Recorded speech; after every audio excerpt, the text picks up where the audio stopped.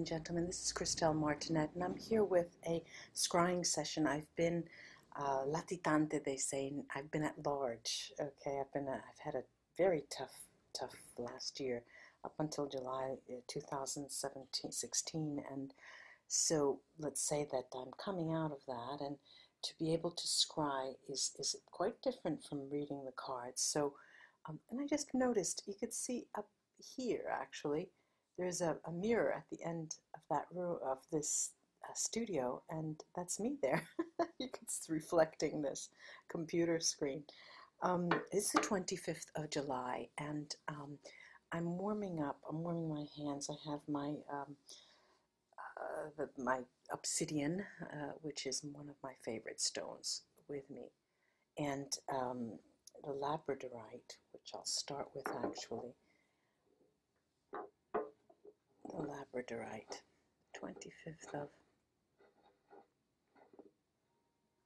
This is an exceptionally heavy stone to carry, but here you go.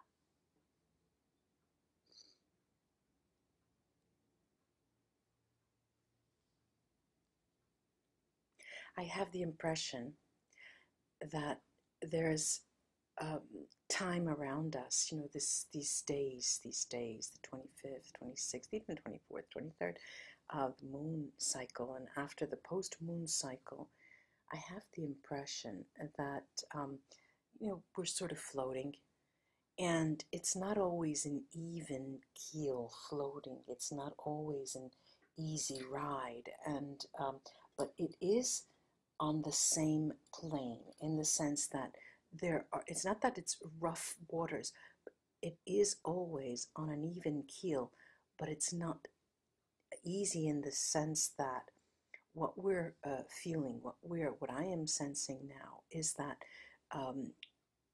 the consciousness, the process, the actual consciousness that is with us, that is us, this period, is very turbulent. Turbulent, it doesn't have high peaks and low. It's turbulent because there will be a scosse in Italian. There will be this like shocking moments that you get moved. You know, let me give you an example.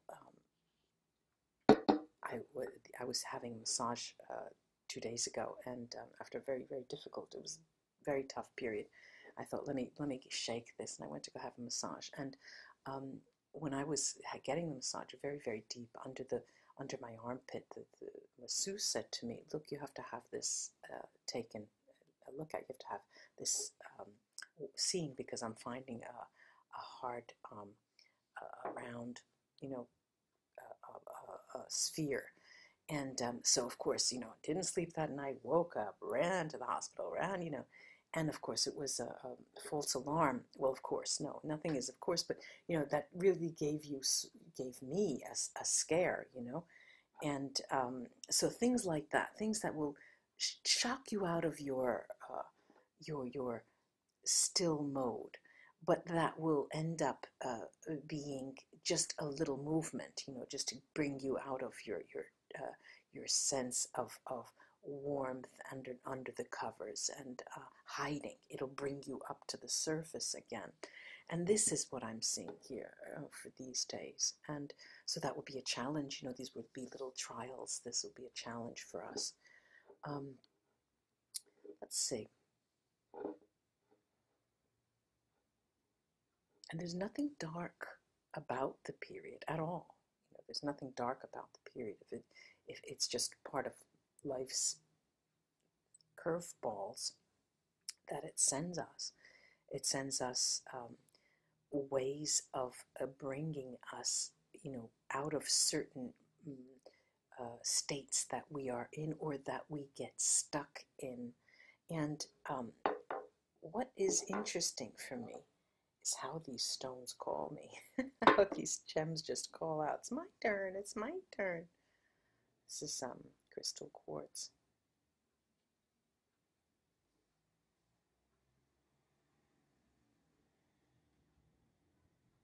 they're asking for friends. You know how when you have children and the children say, "I want a brother, mommy. I want." Well, I mean, it's as if they're saying, you know, time to widen the family. Let's get some different stones here. That's what I'm hearing. So that means I have to come back more in this channel.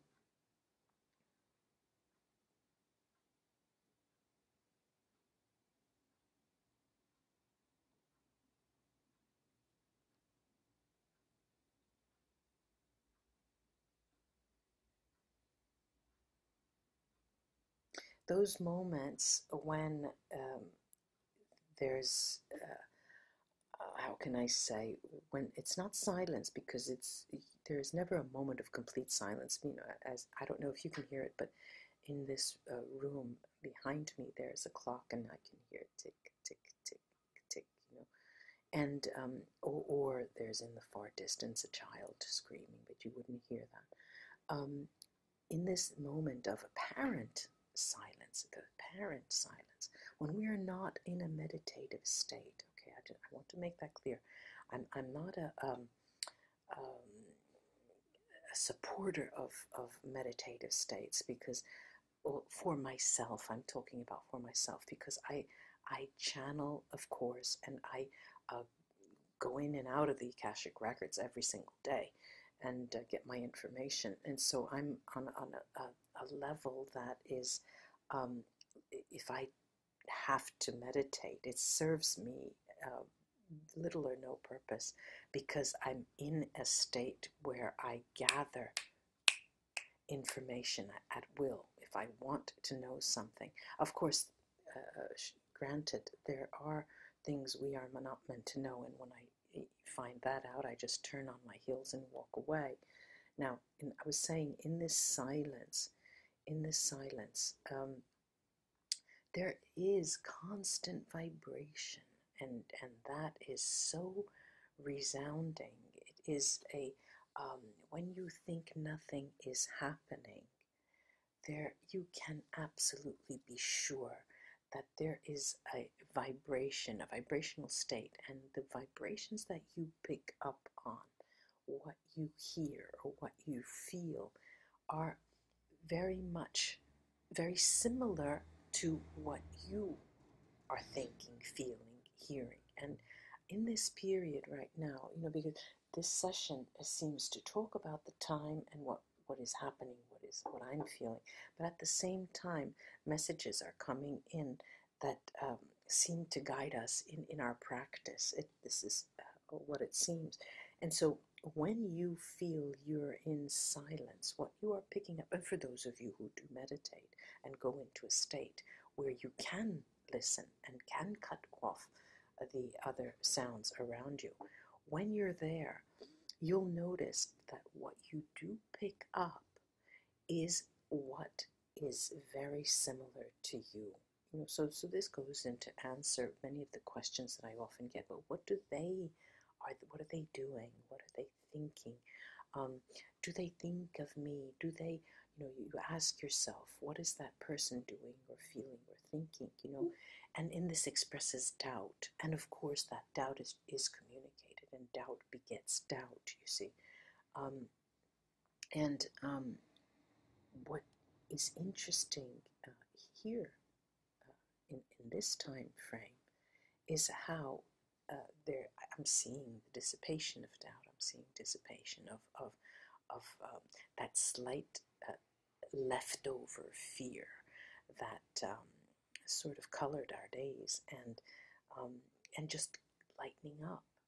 You know, for the failure of another word, lightening. We are starting to lighten up, lightening and becoming light. And of course, light begets light. And when you are light, you just don't attract negativity. You just can't. It's repelling. You know, this is, and if you know light workers, they will explain this to you. Light workers seem always to be, well, I've said it before, in a state of, you know, I have this stupid grin on my face all the time. But there are times, I mean, we are all human, and there are times when like I said, I just had a terrible year, a very difficult year. Um, in one respect, a very difficult year in one aspect, but the rest, when you're walking in light, there are things that occur that bring you to remember your human state and this heavy, third dimensional state we live in. And but when you do surround yourself, and one practice is the surrounding of yourself with crystals, because it really reflects the light. And I'm very graced to have a huge window and a ledge where I can keep my crystals, and they're always bathed in light. And it's interesting how they affect us, how the energy of reflected life and what is given off from crystals affect us. And it's a healing process as well. This is they're wonderful healing. If you have any love for stones, crystals, or any interest, curiosity, do go into it. It's a mind-opening, beautiful experience of knowledge that flows in. I see children, happy children coming, walking, playing, and of all sizes, different scales of youth, smaller and larger. It's like a community of children that are growing together, and it's so lovely to see when someone says, well, if I don't know how to do it, I guess I'll just learn, and instead of falling into the fear, my goodness, what can I do? I'll just learn. This is what I desire. This is what I've chosen. I'm going to learn, and how lovely is this citrine? It's from the quartz family, of course, but there's something special about the citrine that is just such a, for me, because everyone, you have stones that will attract you, but the citrine for me is a stone that is a high vibrational stone, and it probably resonates with my my state.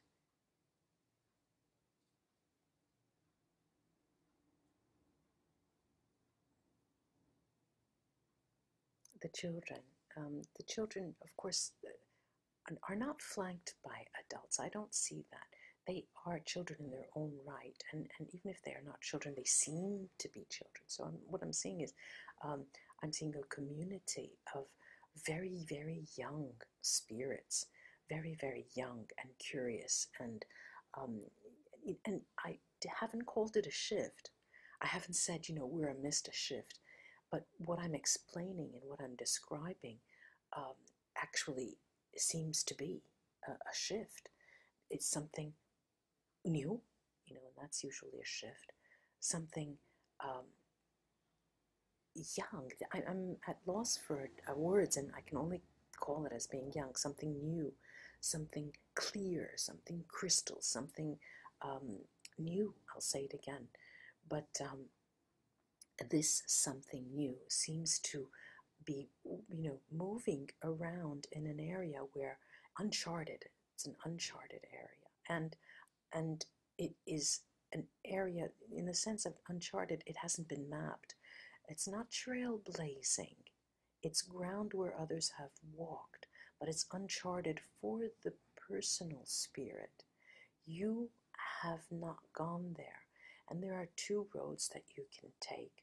Of course, go read. You can read what others write about their road, and we all do read. But at one point, what happens is all too often that we get caught into the learning, where when it's time to experiment, everybody becomes afraid. And the experimentation phase is walking in that territory, uncharted territory, on your own, to see what the experience is like personally. And you can, of course, talk to others and ask, well, how was it for you? Well, for me, this is this, and this was that. But unless you walk there yourself, you'll never be able to experience it. And this is what I'm seeing. This is a moment where, rather than call it a shift, it's a moment when we take, in Italian we say courage in our, four hands, as if we had four hands. We take courage up and we walk the walk. And I'm seeing that it's a very propitious moment. If it's a very healthy, lucky, light-filled moment where we can walk into something new, some kind of new activity, some kind of new experience, some kind of a new context. It really is a new context. Wow, the citrine. This is crystal quartz as well.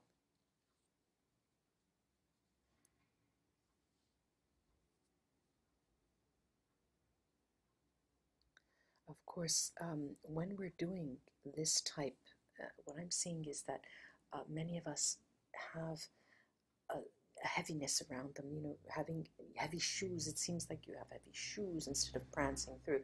Heavy shoes, heaviness characterizes us. And on the one hand, that amounts to being grounded. There's that heaviness that weighs us, and we are grounded. But rather than it being heavy and ground that way, which amounts to being stuck, what we would prefer is a groundedness that gives us energy to fly.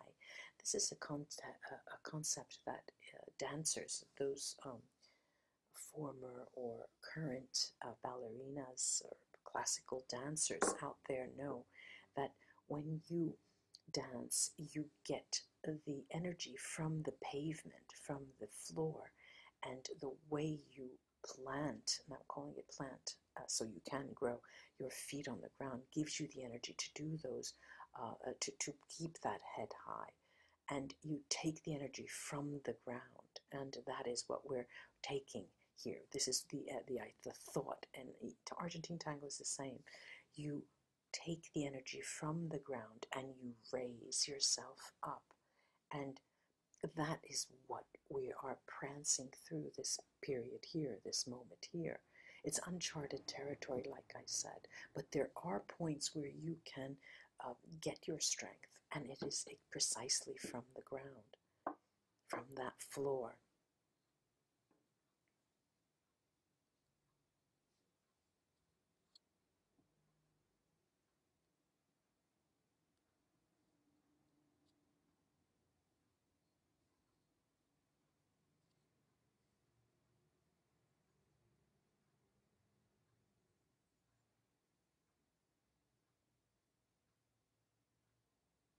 And sometimes it's true, many people feel that they're almost blinded by the light. They become blinded, and they just have to put on their glasses or just turn away.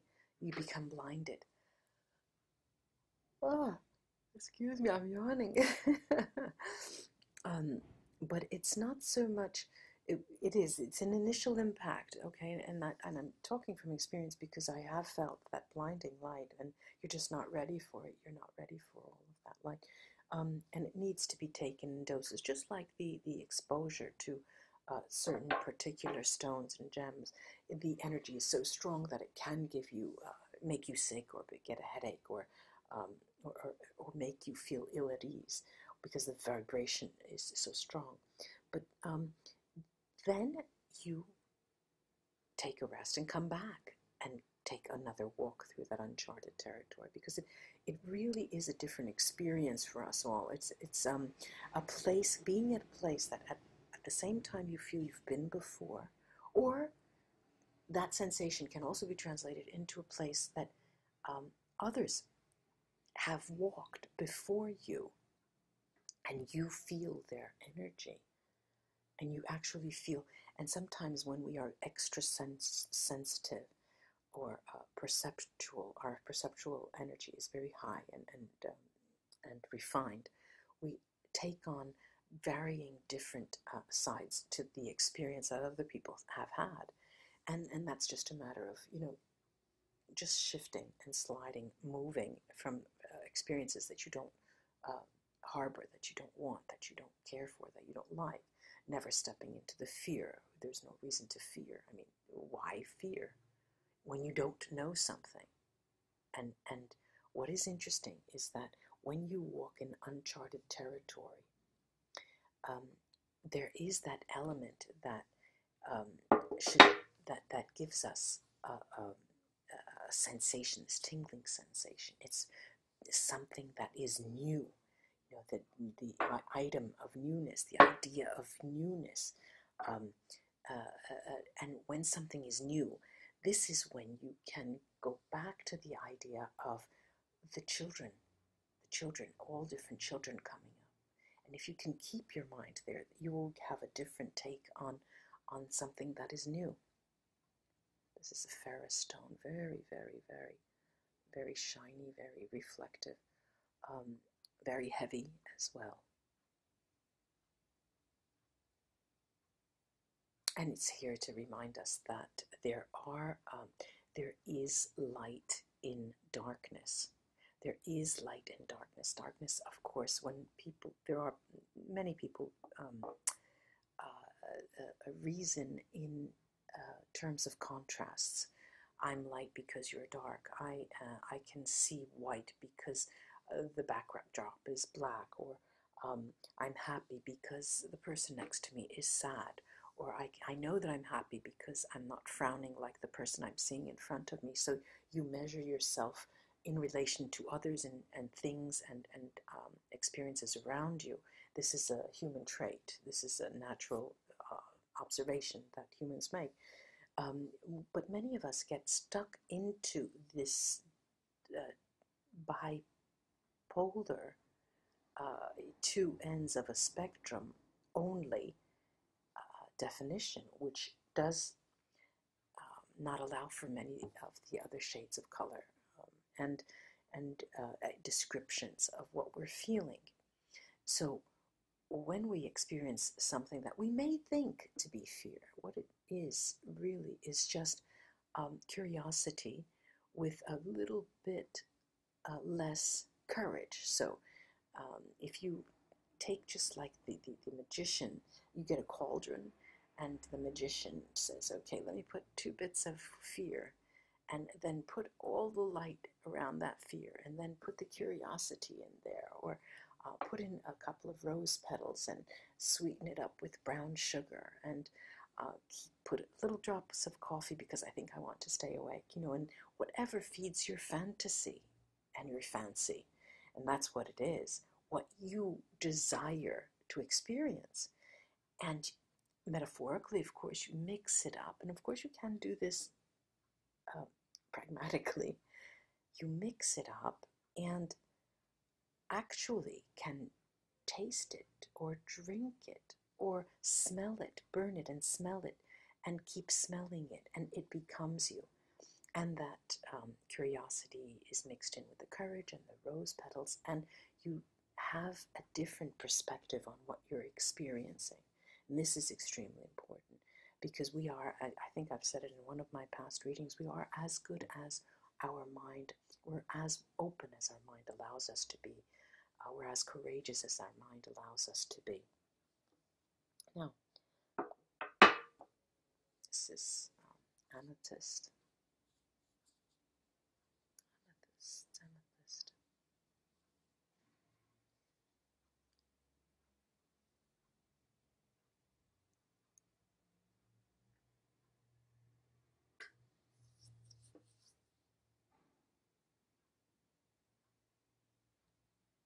I can hear the people listening to me. I can hear you listening to me saying, what did this person take? What is she on about? Let me go back and listen to that again. Did she actually say that? Must I actually get a cauldron and mix all of this stuff in it?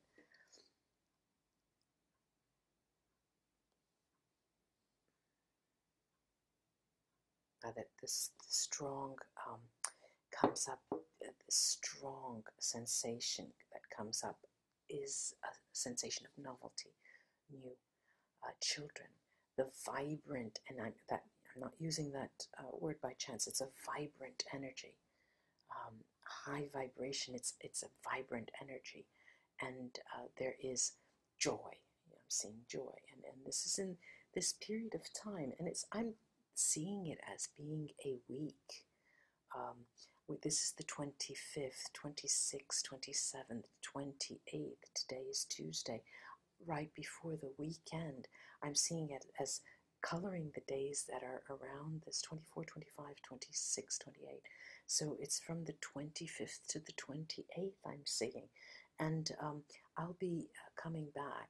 I have looked for a series of different crystals that I'm interested in, and I'll be bringing those in. The fluorite, a beautiful green fluorite I found. It's lovely, lovely, lovely, is one of them. But I'll introduce them during my next scrying session. Ladies and gentlemen, I do hope this was of help to you, and sorry for having been at large. I will be trying to come back as often as I can, with varying lengths of scrying sessions. It depends on what happens. And namaste, ladies and gentlemen, until I can see myself in that mirror down there. Namaste, ladies and gentlemen, until we see each other again and scry again. Happy scrying and happy days. Bye-bye.